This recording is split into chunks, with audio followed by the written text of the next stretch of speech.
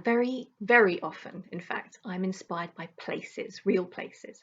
Sisters of the Lost Marsh was sparked by the landscape of the Romney Marsh in the southeast of England. It's a vast, flat salt marsh where the sky is so enormous you feel like it might just swallow you up. And you can feel the history of the place in its earth, the strangeness of a land that was owned by the sea for millennia. I started creating this eerie world in which my characters were isolated and vulnerable, and where they were trapped with the strange superstitions and cruel curses that their horrible father believes in. The marsh is a place that is bubbling away with folklore, and this is where my villain, the Marsh King, came crawling from the mire of my imagination.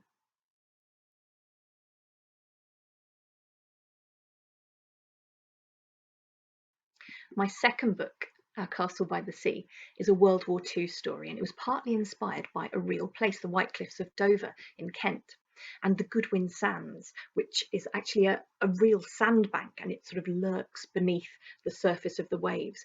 And it has swallowed up, it really has actually swallowed up hundreds of ships over the centuries. And it's a sort of a ship graveyard. And this place, the Goodwin Sands, was the inspiration behind the worm in Our Castle by the Sea.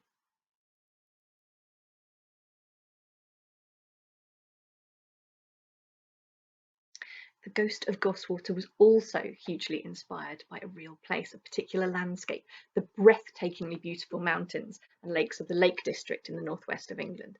And I'd had the idea for this story for quite a long time, actually. A 12-year-old girl who is told out of the blue that she is not, in fact, the person she's always believed herself to be.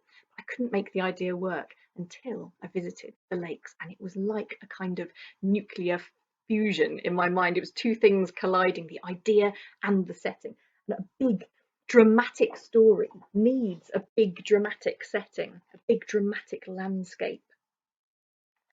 And once I'd had this epiphany, the Ghost of Goswater just exploded onto the page.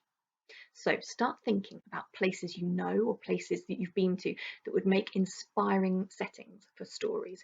Have you ever taken a photo of an inspiring place, or try to think of somewhere odd or different or strange or dramatic, a place that somehow got under your skin, a place that feels like it's got stories whispering away in the stones, just waiting to be told?